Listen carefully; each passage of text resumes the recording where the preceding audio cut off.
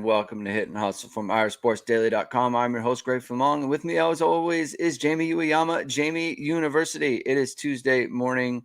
I guess it would be January 17th, and we're going to be talking about 2024 recruiting, scoop analysis, talking about who ISD is predicted to Notre Dame, what we think about those players. It seems like they're going to be bringing in a defensive line haul, or that could be happening, right, in terms of landing commitments and that sort of thing, which is very exciting, especially, and it's kind of ironic given the conversations that we've had about Al Washington the last couple of weeks, in terms of the chat and people questioning how good of a job he's done, and it looks like he's doing a pretty good job right at the moment. So we're going to be talking about that, and we're going to be talking about me being as a lifelong Ravens fan since April. It was a tough one over the weekend. We're going to talk about that a little bit, and then whatever else comes up in the chat. So thank you everyone for tuning in. Thank you everyone for being here. CFB Hertz says good morning to everyone. Chris says good morning, gang. He is here. S Gomez with the LFG, right? Michael Parks bringing the Marcus Freeman era. He's always doing that. So Rajon is also here. So thank you everyone for tuning in. If this is your first time, hit the like button, hit subscribe button, as Air Pro K says. And if you're tuning in on replay, thank you for tuning in on the replay. And if this is your first time and you like it, hit the like, hit the subscribe, hit the notification bell so you know we're going live. All right, Jamie. Before we get into this stuff, now, first of all, it's very awkward with me, you, and Matt because we're all AFC North guys. I am the long-time AFC North guy. I've always been long time since April, right? I've always been a lifelong Ravens guy, and I gotta tell you, Jamie, first of all, no one ever lost betting on Kyle Hamilton being a superstar. Okay, like if you bet on Kyle Hamilton, I'll tell you what, that anonymous coach did. Anonymous coach lost. He took an L. Bruce Feldman, apologize for putting terrible people in your articles. Should have asked me. Yeah. Should have asked me, Bruce Feldman. Huge hit, forced fumble, recovers the fumble, led the team in tackles. Great performance for him in his first playoff game. But you could be a fan of any team and you will never see a 100-yard return off of a fumble on like the goal line, right? And obviously I've been following Notre Dame for a very long time, right? So we have 2011 USC, that happens. We have 2011 USF, it happens. There was this bowl game with the pick six on the goal line. We're going in for a score, another one. And these things just don't happen, Jamie. And here I am. And I promised my daughter, I promised her, she's 8 years old. I said, she gets very like, are you going to get mad about this game? Are you going to care? Right. And I told her like, no, I don't. I'm rooting for a person. Right. But if the Ravens lose, like, I'm not going to be all upset. Right. And I thought it was a lock. 2019 Vatek. There, I knew I was missing one. Again, another one. Like there are so many we forget about them, Jamie. And I told her as a lock, like I just don't. Nothing's gonna happen that it really bothers me. And there he goes, sticking the ball out at 2 yards away, and it's returned for 98 yards for touchdown. Winning percentage went from like 69% to like 12% in one play. How does it happen? How does this keep happening to teams that Notre Dame fans are rooting for, Jamie? How does it keep happening? Well, I'll tell you what. I know you put the blame on him watching Trevor Lawrence do it the day before. Yeah, but I'm going to go further than that. I'm going to blame Tom Brady. Because Brady is the king of that. It is his thing. And it is true. I mean, in fairness, Tom Brady, in the 20 plus years he's been doing it, never seen the ball knocked away once. Never seen, even though the guy is like a master at it. And first of all, that specific play happens never. Like that is like a 1 in like 1,000 type play where a guy reaches it over, doesn't get it over, and then it gets popped up. And then obviously the scoop and score part of it, where it goes right to somebody. That doesn't happen very often. I mean, I think really the greater beef is that, and then J.K. Dobbins was talking after the game, like, give the ball to J.K. Dobbins. Give the ball to J.K. Dobbins. It feels like that probably would have been the move. And I mean, he was talking pretty frankly after the game. I think he was correct. Yeah. Correct. Yeah. Brennan says when this happens to the Steelers, so Brennan's a Steelers fan, as is my pod mate Jamie. Their players care enough to stop it from happening. So Mark Andrews cared a lot, right? So he went down to make the play. Some people say block in the back. Some people say not. I don't really care to litigate it because it doesn't matter. But the running back, number 35, what are you doing? He's not doing anything. He's loafing. Yeah. It's like, it is the anti-hit and hustle. Like, it is the anti-hit and hustle. Didn't appreciate it. So, I don't know, man. Congratulations to Kyle Hamilton. He had a great season, and he had a great game. Really appreciated it. And now he's going to go get his degree to please his mother, Jackie. Yeah. Good for him. Glad to hear that he's come back to get his degree. That's awesome.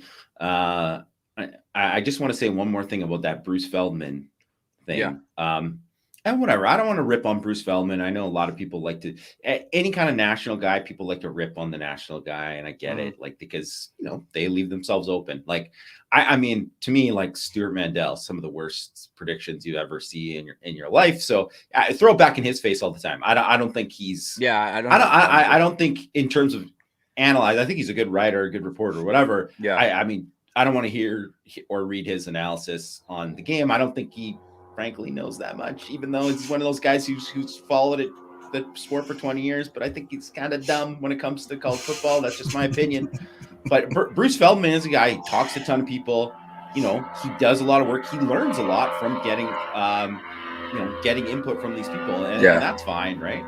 Yeah. But what bugs me about him, doing that piece, that's like one of those things where you want to look smart later on. And he's not the only one who does this. Pete Thamel does this too. Like, all these guys do it. Pete Thamel during the Ohio State game, we were like, oh, this, the scouts told me that you could pick on Keely Ringo, and this is the guy that you could go after, and that's why, and when he was getting burned in that game, they kept burning up. It was like, he is going against Marvin Harrison Jr. That guy's pretty good. Like, it's one of those things that's like, you can pick on, you can pick on anybody when you got that dude, right? It's just one of these things, but he kept hammering it during the game. And I was like, I just think it's poor form, but whatever. That's part of, like, he's promoting himself, whatever. Fine. But I know this. If Kyle Hamilton, first of all, based off of basically, they were like, he was throwing out that stuff in the preseason when he got cooked in a one-on-one, which happens every friggin' practice. It happened at Notre Dame. Have you ever been to a football practice? Guys get cooked all the time. Like Lawrence Keys lit him on fire in a preseason practice. Yes. And we all know Lawrence Keys never happened in a game. Better NFL career than Kyle Hamilton. Like, come on, this happens all the time. Guys get beat in one-on-ones, whatever, and that's why I'm saying give us more access, because then if we only see these one days or we only see this one clip, you can't overreact to it. But anyways, in the preseason, he didn't have the greatest preseason, whatever. But then it turned out as the season went along and they found his role, the guy was awesome. What a shock. Since the guy is an awesome football player, guy was awesome at Notre Dame, and he's a freak in terms of, size and athleticism and all this kind of stuff. So, like, I don't see you throwing out this kind of thing when when that guy's looking like an idiot. Yeah. But so it's not just ripping on Bruce Feldman for this, but like, don't go to that guy again, Bruce. This guy who's telling you that, given this, like, we weren't scared of him. That's not a guy to go to again. Don't go to that guy for your source. This is a tip for Bruce Feldman. Don't go to that guy. Everybody else you can keep going to. That was a bad take, a horrible take at the time. Looks even worse now that Kyle Hamilton's balling out in the NFL playoffs.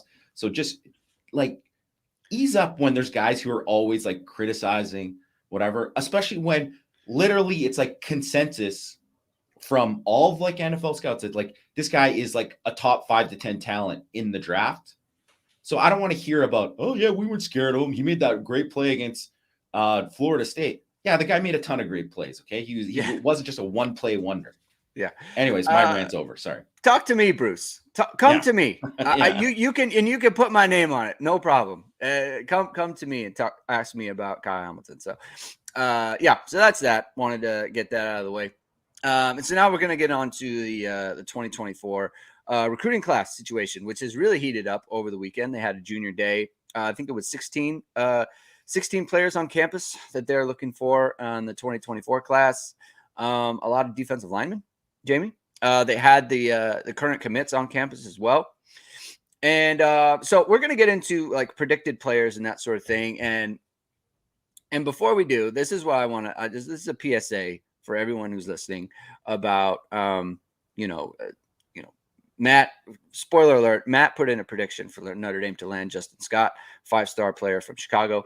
And we're going to get into that. Okay. And because he's a 5-star player, a lot of people, especially on our board, not a 5-star player. We'll get into that. We're going to get into it. We'll talk about it. It'll be a whole thing. But I think obviously a very good player and a player that Notre Dame needs in terms of the size and the position that he plays. They definitely need a player like this.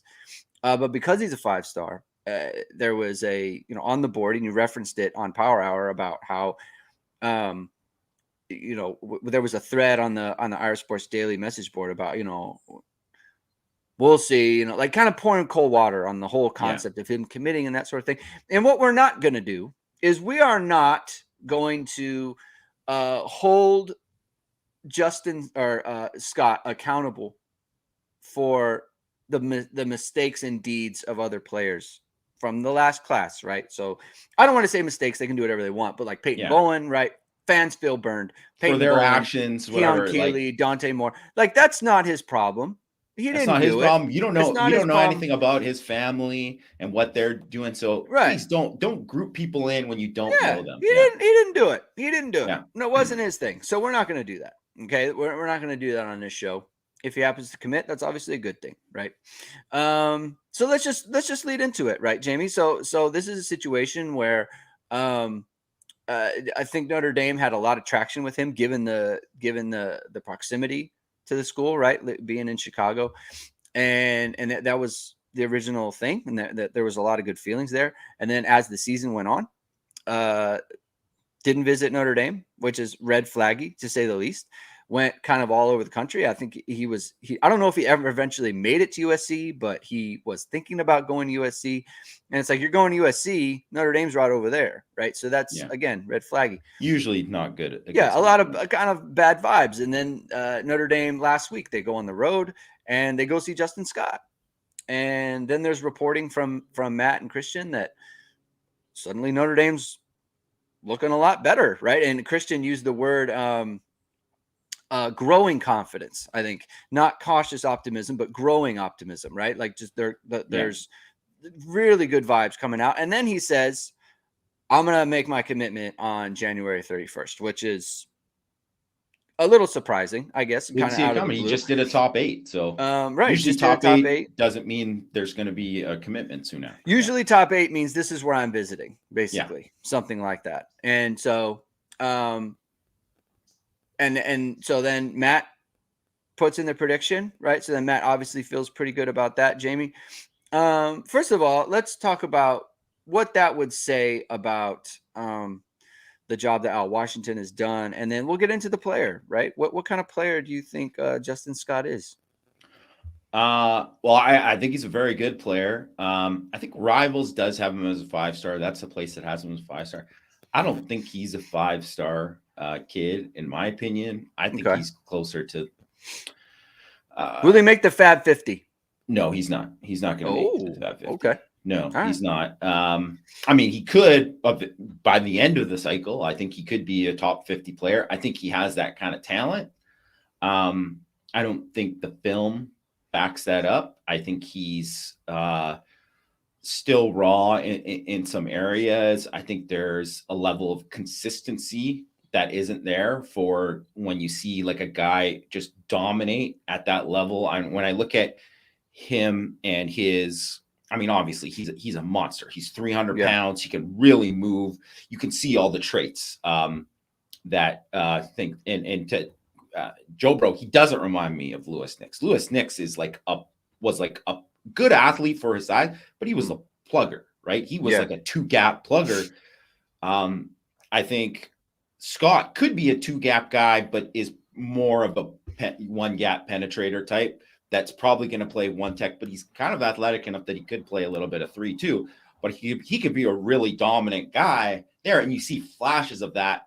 I don't see that consistently enough in terms of just like heavy hands, and I think there's pieces missing with him that aren't there yet. When I see a guy who's after his junior year, that I would like to see more of there.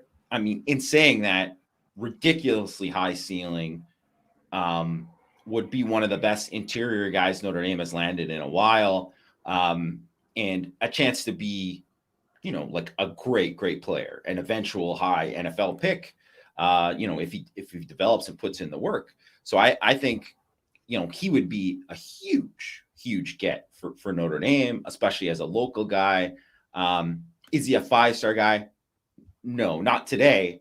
Maybe later on.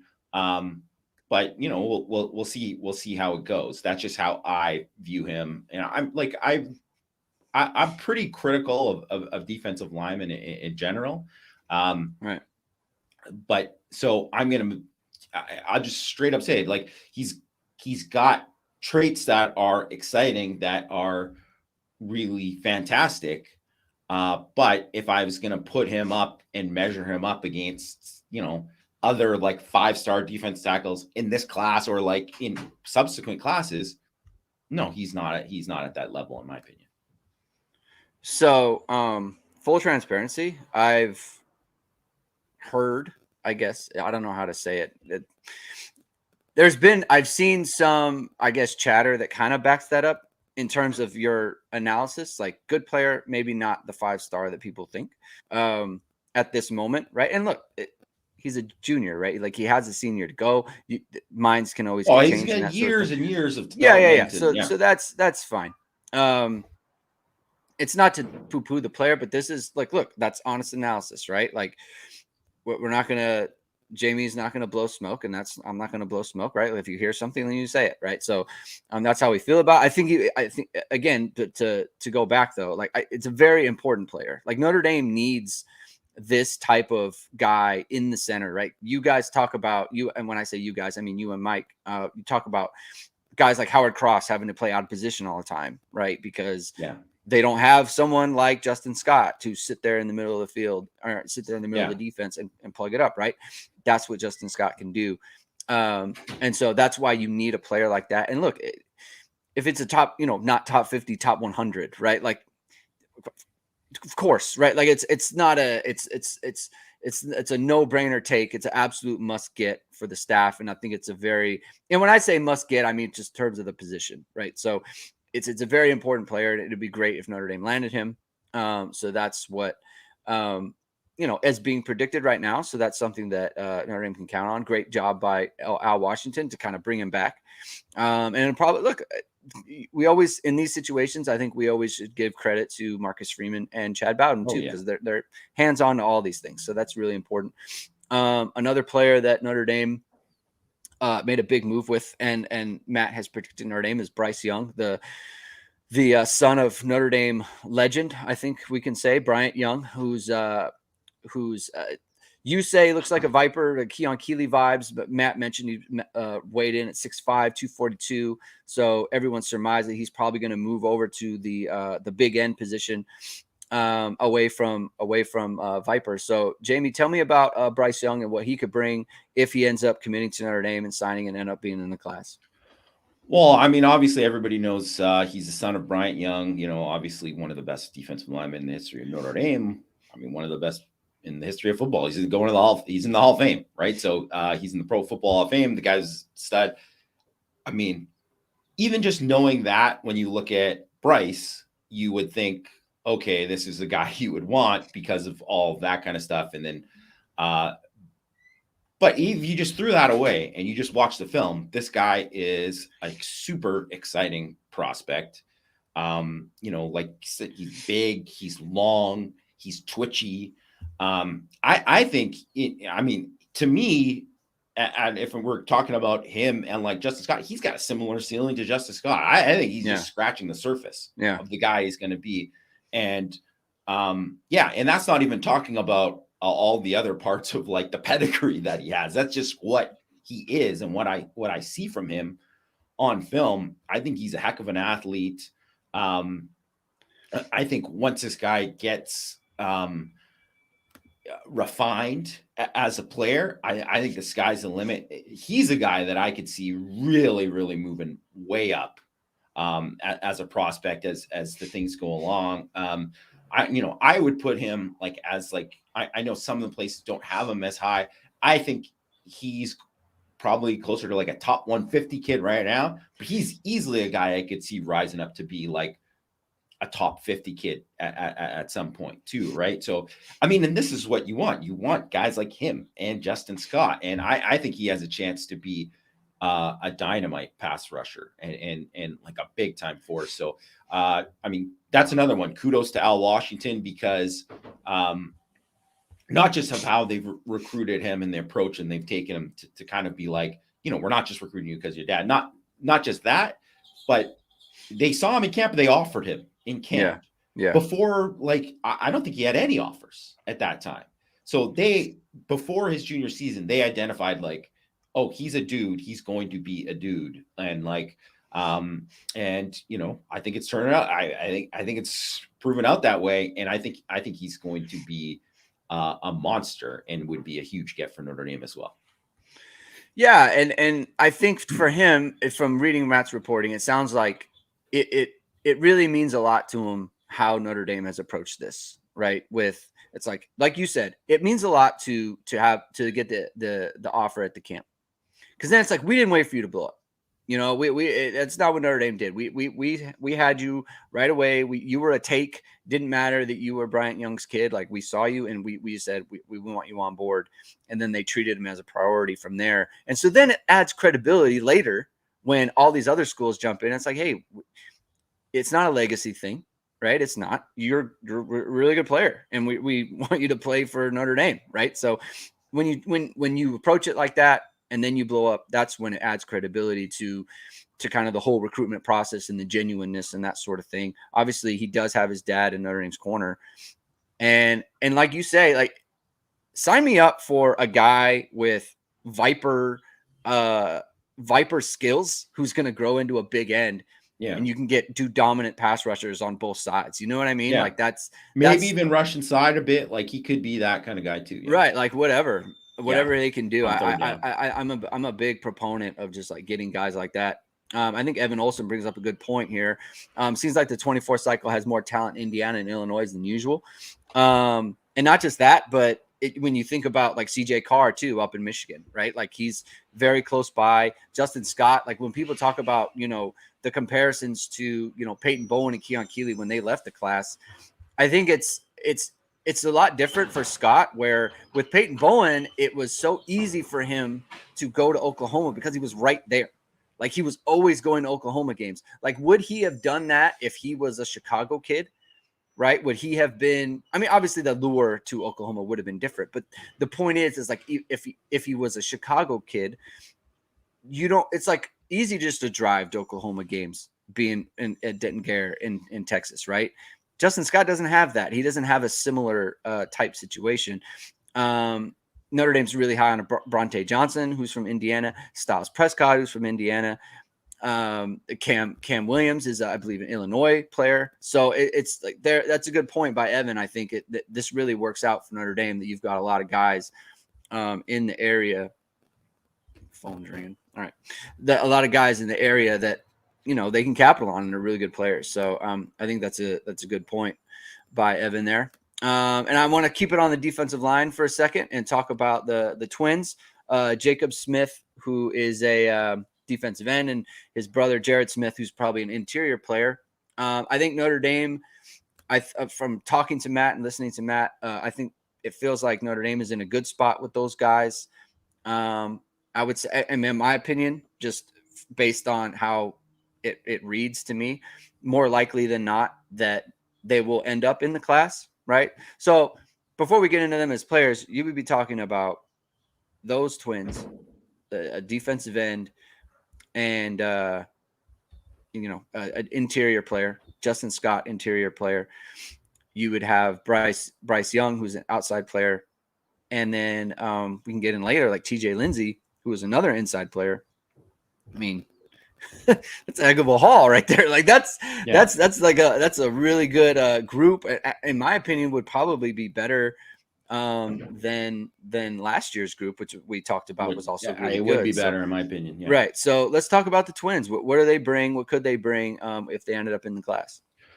I mean, obviously they're both good in their own right. I think the big difference between these guys and let's say the Adam and Ola twins was Jason was, I mean, first of all, these guys are bigger than both of them. So they project to be bigger. So that's a thing. And that was always the one thing with the Adam and Ola twins, which was like, they're very good players. And obviously they were good players for Notre Dame, but they're kind of capped out in terms of like size. They weren't like, neither guy was big. They were both like, 6'1", maybe 6'2", in the program. You know what I mean? Like they're not big guys, very good players, good motors, good technical players, guys who wanted to be great.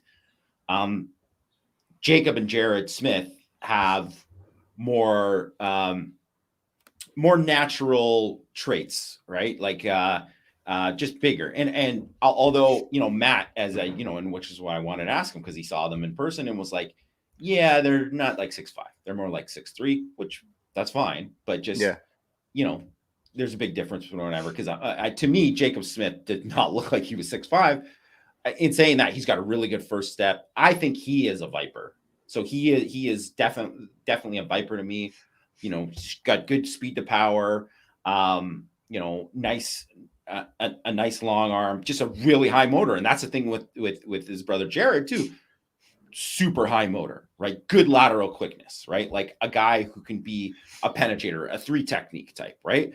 So if we're talking about, let's just say the 4 guys that we've talked about, Smith, both Smith brothers, and then Young and Scott, that's a starting 4 D lineman right there, right? Yeah. That's a Viper. That's a 3 tech. That's a 1 tech. That, that's a big end. That's all 3 or all 4 right there, right? And all guys who could be like really high level players. I think I would say Young and Scott have higher ceilings than the Smith brothers, but I think they're going to be very good players and have a chance to be like NFL players down the line. I mean, I really like both of them. Yeah, and so then you add in Owen Wafel, who's how you project him as a 3? I project him as a 3 tech. I think that's probably going to be his spot. Yeah, so that's 5 right there. And generally speaking, 5, like that's your number. In my opinion, if TJ Lindsey wants to come, you take him. I'm taking him. Like I'll take 6 and I'll be fine with that. I just, given what is going on with the D-line right now in terms of just like, it's not that they don't have good players there. It's just like they really have to have players hit. Like they have to get lucky in that regard. It's like they got to have guys like Gabriel Rubio got to take a jump, like Riley Mills got to take a jump, right? Like they need guys to make it happen. Right? Yeah. So you don't want to be in that spot, right? Like you want depth on depth, right? Like if you want to leave yourself some room, some misses. And I think that like taking these 6, like between Justin Scott and TJ Lindsey, like one of them's going to hit, if not both, but so you gotta take chances like that. Oh yeah. And I think one of the things with, so the line right now, and you look at, not to go back into kind of rehash what we were saying last week too much, but when you look at guys like Ahrensberger and Anye, 2 guys with size that projects them to be like, oh, you can see these guys growing into NFL players, right? Like that's something that you see, but both guys came in super raw, and are they going to be able to put it all together? Are they going to have this time? And I know Ahrensberger's further along than Anye. Anye's been on campus 2 years. Ahrensberger's been 3, and it's going to be 4. It's a different kind of situation when you're looking at, like, can these guys, they're not in the rotation. So, and it's like, can they get into the rotation? Can they kind of put it all together? And you obviously feel a lot more confident when you're recruiting, 4 and 5 star kids that, have a little bit more polish to their game. So that's what my opinion on every position, not just defensive line, but at every position, stacks on stacks on stacks on stacks. Like, you got to just keep adding guys, and then the level of competition gets better, the talent gets better. And then, so it's like, if you're going to land this interior class, some of the guys that we mentioned that as possibilities here for Notre Dame, and then you throw that on top of the guys they just landed in the previous class after that, well, now you're cooking with gas, because you have, 2 really, really strong classes back to back. You're going to get 3 or 4 really good players from that. Yeah. All right. I was going to move on to offensive line, but I'll take this question from Notre Dame for Life since you brought it up. How do we feel about Pierce? So this is Payton Pierce, linebacker from Lovejoy, Texas. He's been to Notre Dame a bunch in the last few months. He's been 3 times, which is a lot for a Texas player who's coming on his own dime. So, right. So I think reporting from ISD is that, we feel that Notre Dame is in the lead right now and is in a good spot for him.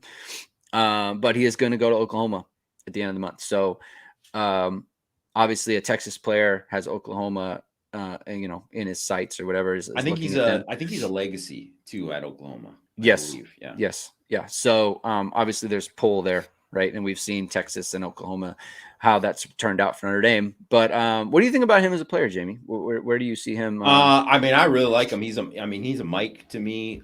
Just a guy, which means he'll be a Viper. Yeah. Yeah. I mean, he's a Mike linebacker. A really instinctive guy, trigger and go, but good. One thing I love about his film, when you watch it, you see this guy defeat blocks. Like, he's getting blocked. There's nothing worse than seeing a linebacker where you're like, okay, yeah, this guy's an athlete. He can run, and look at him blitz and whatever. But it's like, this guy wasn't blocked once. He never had to do anything. Right. He's just running around like a great athlete and making plays.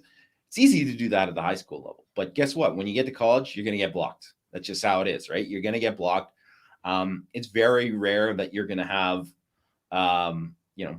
be free all the time. Although, maybe if you get lots of Justin Scotts in there, then you can be a little more free, because, those guys are taking up double teams. But I really like Payton Pierce. I think he's a good player.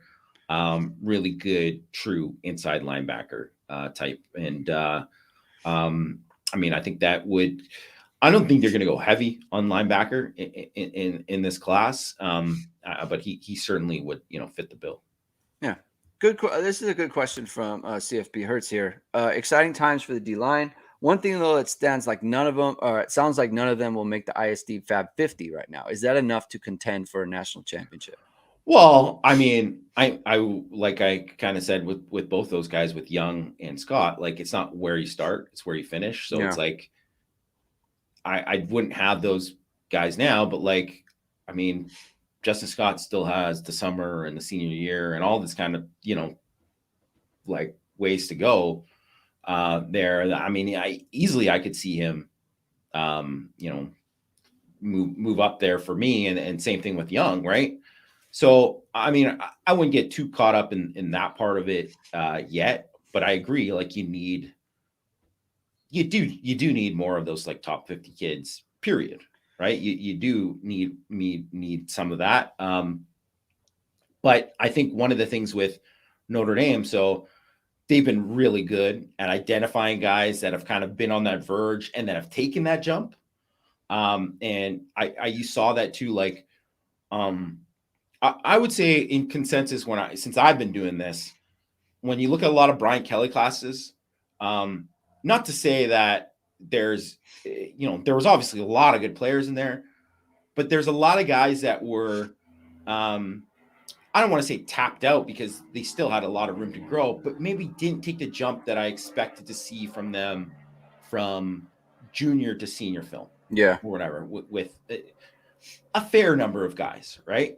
Where I would say in these last two classes, I saw way more of like, oh yeah, that's this kind of step that you want to take. Excuse me. So I think that's something that I kind of would expect with a lot of these guys. And I think it's when it comes down to it, you want to get these top 50 guys. But when you're stacking enough of these guys who are 4-star guys, top 100 guys, top 200 guys, and then it's about development and whatever. And then all of a sudden, all of these guys are in year 2, year 3, year 4.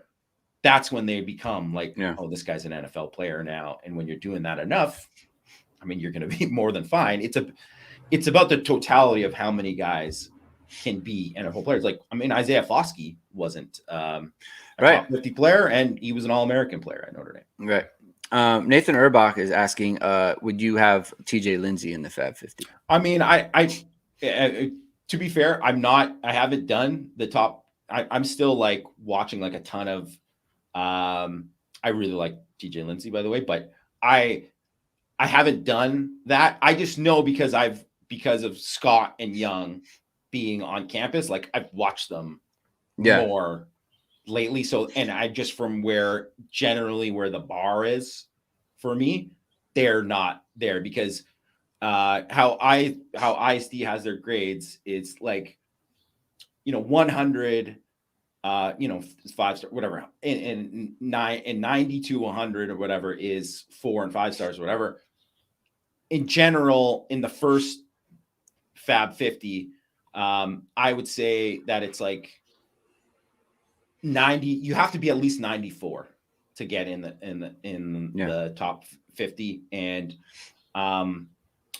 so far, like, Scott and Young aren't 94 guys for me. They're lower than that. So I don't know. We'll see. I still have to do like the final 2023 one to figure that out. And then right after that, I'm putting in a bunch of new grades after junior film for 2024. Right. And, obviously transfer portal stuff's done now. So then I don't have to worry about that. And I can all focus on that. And yeah, we'll see. We'll see. Like, I always have guys there that aren't in someone else's top 50. And that's how it should be for everyone, right? Everyone should have the guys that they like more than other. And I think for the most part, not just Notre Dame guys and stuff too. There's been a lot of guys that I've liked that eventually kind of like moved up later on because I'm someone that I'm like, I don't get caught up in like, oh, this guy's just kind of popping onto the scene. He's an 88, whatever. I'm like, oh no, this guy's for real. I'm going to give him a 95 or something like that. So we'll see what happens. Yeah. And just kind of bottom line too, like if Notre Dame ends up with 5 of the 6 that we're talking about, it's a great class. Like it just, it just is. So it's kind of hard. Like it would it be better if they had like, let's just say, like, would it be better if, let's just say Justin Scott, like you said, like if your opinion was Justin Scott was Fab 50 and so was Bryce Young, just to throw out, right? So 2 Fab 50 guys, and then they signed 3 more who are like mid 3-star guys, like, would that be better?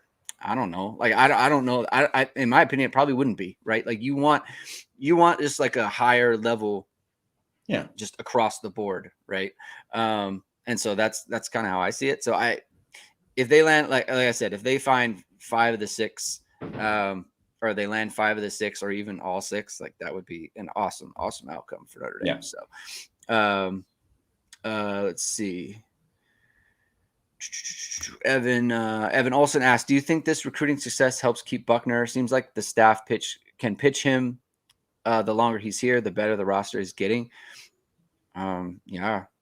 And I'll tell you what, if I was Tyler Buchner, I'd want to play with Cam Williams. I'll tell you that much, because I am all the stock on Cam Williams. I think he is going to be great. Yeah. Like He's a Very, top 50 very kid good. for me. Yeah, Just top, right away, just whatever. So just laying that out there. He's going to be in there for me. So yeah, if I was Tyler Buchner, I'd be like, I want to be around when he is around, because I just think he's going to be good. I think he's going to be good right away too. That's just my opinion. So that's I'm glad that came up, because I wanted to talk about that, because I just, man, Cam Williams, I love his game. I think one of the things with Buchner, it's not going to be about guys in the 2024 class. He's not going to be like 2024 class, I got to stick around. That's going to be nothing to do with him. It's going to be about, one, I think he wants to get his degree. I think, at least, right? We'll see what happens, whatever, but I think he wants to get his degree. His sister's coming. We've mentioned this before. She knows she's going to be on the soccer team. And I think does he kind of see a path to like him being, if he's doesn't win the quarterback job and Sam Hartman's quarterback, does he see a path to like, oh, he's the next guy, or like, that's what's going to matter, because obviously the team is going to be really good. Based on how they've recruited, no matter who's the quarterback. So I think, they're going to have talent's not going to be a problem in selling whoever they want to either stay or bring somebody in. It's not, it doesn't hurt. I'll say that it doesn't hurt the situation. I remember talking to Troy Pride about it, and he was just like, we don't think about the freshmen at all. It's not even like incoming guys. Like, it's not a factor. Like, they try to get them into school, but in terms of, sell the school and all those other things. But in terms of like the roster and that stuff, like, they don't even think about it. Because they just think like, I've been here, I'm better than those guys. So that's how they feel about it. But again, Cam Williams, watch this film. It's good player. I'd want to play with him. All right. Offensive line, Styles Prescod. First of all, banger name. It's a great name. Great name. That it would be great if he ended up at Notre Dame just for that reason. So I think nationally, I don't know that he's the highest rated guy, but around the time, and the timing is a little off to me, but when he visited, when he came in for junior day, I know he got an offer from Penn State. I know he got an offer from Michigan. I know he got an offer from Ohio State. And I believe that he got Wisconsin as well. Did I see that? Yeah. Okay. So basically, anyone in the Big Ten, like all the schools that you would want him to get an offer from, they saw the crystal balls coming in for him. They're like, oh, we better get in this mix. So we're gonna be they're all in it, right? So that's good. Matt said that he had the type of body that you would see in the SEC, a la Georgia, a la Alabama, a la Blake Fisher. So that's good, right? And I think the vibes are really good. I think the vibes are really good there. What do you think of Styles Prescod as a player, Jamie? Before we get to Brennan's question here, I really like him. He's another kid who's really raw. But I would say just like technically, like he's not a guy. He's big and he's strong and he's powerful, but he doesn't always play that way because of technique. But he's a guy who still like wins because he's just like, I'm bigger and stronger than you in terms of some of like the run blocking. So he has like he has the mentality of a mauler, not the technique of like of a mauler yet. And like he doesn't have like a good punch when he's in pass pro or anything yet either. But these are all things that can be developed. Those aren't the things you worry about. That's a whole Harry Hiestand thing, the punch. I worry about feet and can this guy move? How does this guy get to the second level? All these kind of things. And he checks all those boxes. Plus, like, Matt said, he's got that SEC size that you don't normally see in a Midwest offensive lineman, right? Yeah. There's a lot of guys that you're taking in the Midwest that are going to maybe grow into that, right? And so I like him a lot. I'm higher on him. I know he's like a 3-star kid everywhere, but I think he's like a 4-star right now. I think, and I know Brandon's got this question about, I'll put it up since and I don't think he's settling or an easy take. I mean, look at the I don't know that he's specifically referring to Prescod. this might be just, I think it's a general question. Because frankly, I thought this until all those offers came in, and I was like, well, okay. Because you see like, okay, like kind of mid 3-star, high, like low 4-star, high 3-star, low 4-star guy from Indiana. So you think, oh, this is kind of low hanging fruit, right? And then you see the other offers come in, and you kind of like, okay, like that kind of changes your thinking, at least my thinking on it. Like it moved the needle for me. But just in terms of like, some of the other guys that were taken last year, I know you liked a lot of the players, so it's, I heed your opinion on that, since you're the line guy. But I don't know. Like, okay, I guess, is there something to this, generally speaking? I don't think so, because a lot of people were like, "What? Why are you taking Elijah Page?" But yet then Elijah Page gets flipped by USC, and people are like, "Oh, we lost Elijah Page. Oh no!" Right? Like, it's like, okay, well, you thought they were settling for him before, right? Like, no. But I mean, I always go back to the film. Film says this guy's a stud. This guy was a stud. He was underrated. I think he was a really good prospect, going to be a guy who's played left tackle, probably going to start at left tackle for USC one day. I think a big loss in the class. So it's like, if maybe at the time it looked like they settled for taking this guy instead of getting Monroe Freeling, probably should have handled that Monroe Freeling situation different and try to get both of the guys. Right. I think that's totally a fair assumption. But I don't know. Like, I think if you look at, say, like Chris Tarrick, who they ended at the end of the class, who they flipped from Wisconsin, right? Like, Chris Tarrick, I think, is not like he's a guy going to have to reshape his body, do a lot of things, but he's just like a big, strong Midwest kid who normally becomes a 3-year starter at Wisconsin and then ends up playing in the NFL. So, I mean, he's got a chance to play in the NFL one day. And I don't know if he was, because Notre Dame recruits a lot of good guys. And is he going to be able to beat these guys up? We'll see. But he certainly has that potential. So I don't see, like, Notre Dame is taking the same level of guys that they did under Hiestand for years, and that he ended up developing into NFL players. So I don't know. I don't really think it's settling. I mean, I would say there was some, like, so I can't remember what class it was, what year it was, but there was a year where it was like Notre Dame ended up with a class, and they ended up with, like, their typical, like, mostly 4 stars, 1 3-star kind of thing on the offensive line, but they missed out on, like, Jedrick Wills and it was that Hainsey class, right? So I think they had, like, Hainsey and Banks and Lugg, and I can't remember who else in that class, maybe Dylan Gibbons or somebody, right? But they missed out on, like, Jedrick Wills, Smith, the guy who went to Tennessee, who ended up being a stud there or whatever, and plays with Chiefs now. Like, they missed out on those guys, but it's like, well, they wanted those guys.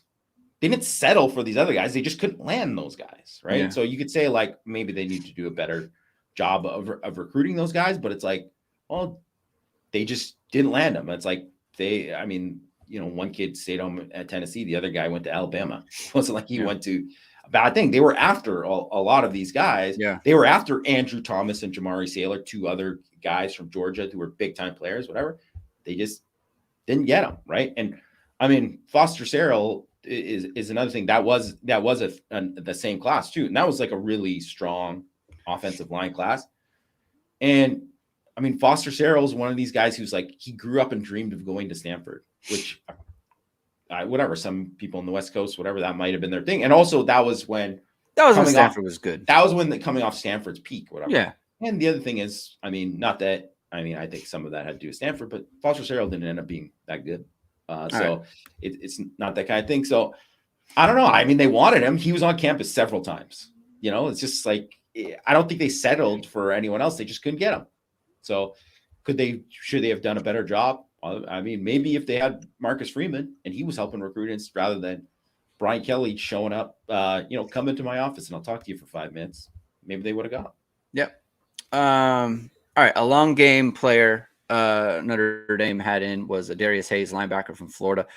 He's I think he's in the top 75 in terms of the composite rankings. Really good player. Everyone's kind of excited about where things are with him, although they're excited in that, 2 official visits that he's been on, or unofficial visits, I should say, that he's been on, recently is like, okay, so he's paying his own way to come to Notre Dame. So that shows interest there. And the goal is to just kind of like, hey, stay in it until it comes to decision time. Hopefully get him in for official visit either sometime in the summer or if it pushes into the fall. And it looks like Notre Dame did that. So I think it was a good visit. I think they ended up in a better place than they were going into it. But it's like one of those things where it's like, okay, you just want to stay into his top group, right? I don't know that he has a clear leader or anything. He's not in decision mode or anything like that. So just getting him on campus and getting him around the staff and the commits and all those other things, that's what's important with him. And that's, I think, what they did. Did you have any thoughts on I love Adarius him. Hayes? I think he's a big time player. He's Yeah. phenomenal. I think he's reminds me a lot of Drew Sanders, who's a kid who went to Alabama, and then he transferred to Arkansas, and then was I think he had like double-digit sacks this year at linebacker. So he's like kind of like a hybrid type guy for sure, and just an explosive hitter. Pops on tape. I think he's a great player. Like, obviously he's going to be a very tough get, but that is the kind of guy that if Notre Dame landed and he, that is, I think he's would be a difference making type of guy. Yeah. So long game with him. They got to keep at it. And then Brauntae Johnson, the athlete, I guess we'll call him, from Indiana, from Fort Wayne. He's I think everyone feels really good about him. He's been in Notre Dame a bunch. He's a lot of times. Yeah, he's been in Notre Dame a lot, and it would be very surprising if he didn't end up in the class. There is a little bit of question as to what position he's going to play. I think Notre Dame wants him as a safety. He's 6'3", 180. Fits the bill for it and that sort of thing. He has the right size and game. Matt said he had Kyle Hamilton vibes, which stuff, right? Like it's I see where he's coming from. I do. I think he meant in terms of just his size and the way he moves and things. To me, when I watch him, he's not. I don't put him. I don't see the explosiveness, I guess, is the where I see that. I think he's a playmaker. Yeah. I just think one of those things too is like what made Kyle Hamilton so special is he was like a complete package, like in terms of like instincts and ball skills and all that. And Brauntae Johnson is a really nice athlete. And it's funny because they're recruiting him as an athlete, but like when I watch him at receiver, you can see obviously the guy's super talented. The guy makes like a ton of plays after the catch and whatever. Mm-hmm. But to me, he just looks like, he's the typical best athlete on the field. So he's so he's going to be the best at whatever he does at the level that he plays at. But projects better to play safety and is a guy who I wouldn't see, at least not right now. I don't see him as a guy who's going to be an immediate type of Kyle Hamilton play right away, making impacting, but long-term, big NFL potential, like really like, could a chance to be pretty special at safety. He's a good football player. He's a playmaker. He's definitely a playmaker, right? Like the only thing about receiver to me is like, I don't see, and frankly, like I would have said this about Kyle Hamilton too, like could play receiver, but like play safety. Like that's your spot. Right. Like, and that's how I feel about it's so it's so crowded at receiver. It's like you can be like a really good receiver, but if there's 3 other really good receivers in front of you, you might be the 4th guy on the team. Right. But there aren't as many good safeties. So you can really separate yourself and K-Max had receiver built with corner safety capabilities. I mean, I don't think he's going to play corner, but I mean, that's one of the things. I think he has talent enough that he can play some man coverage and do some of these things too. Right. Which is what you want. You want guys who can play, especially on the back end and your second and third level. You want like almost positionless guys that can really do it all. And he has that kind of potential for sure. Right. I mean, frankly, like a little bit of Xavier Watts in there. You know, if he's probably a little taller, right? A little taller. He'll probably like get bigger. But in terms of just like that type of athlete, right? Like Xavier Watts came in as a receiver. It's like that didn't work out. Put him at safety, and all of a sudden you have a nice little niche for the player. So that's how I see it. I think it would be a great addition to the class. Again, in terms of a guy who can do multiple things on the football field for you. Look at it. And I will say this too. Like I watch him play and I texted Matt. I was like, I thought he was faster. You know, he just doesn't look like he has that like twitchiness or that explosiveness. You know who else I didn't think had that in high school was Will Fuller. I didn't think he had that. And then he got to Notre Dame and something happened, right? And there's always room for that, especially with someone who's taller and has the build that gets stronger, right? Like his just natural, like even without lifting, right? Like you can just get faster as a young athlete, right? That can happen, right? So it could, and if it does, then you've really got something. Then you've really got a star. I think too, with one of the things with Johnson is it doesn't look like he has that same suddenness that you want to see. But one of the things that, you know, when I saw him at Invasion was he was a guy who didn't look like he had that suddenness, but then all of a sudden you're like, oh, he just ran, I don't know how many yards in 3 strides. You know what I mean? Like he could really just eat up ground. And so he kind of has that. And that's one of the reasons why you're like, you want a 6'3" safety. Because you're like, he's beat. And then you're like, oh no, he caught it. And I mean, that's one of the things that make Kyle Hamilton so great is that he's, even though you're like, I mean, it's weird to say that Kyle Hamilton, I don't even think Kyle Hamilton is like overly twitchy. He's just, because he's so smart and intelligent and his recognition is so good, that's what helps him do it. But he might not have like the fastest, like, you know, explosion. He can't he doesn't like plant his foot and just like totally explode. But it's like once he plants his foot, it's boom, boom, he's there. Right. Rather than like somebody already getting the jump on it. It's just, it's because he has it. It's just like he's got his freak pterodactyl levers that he just can help him, right?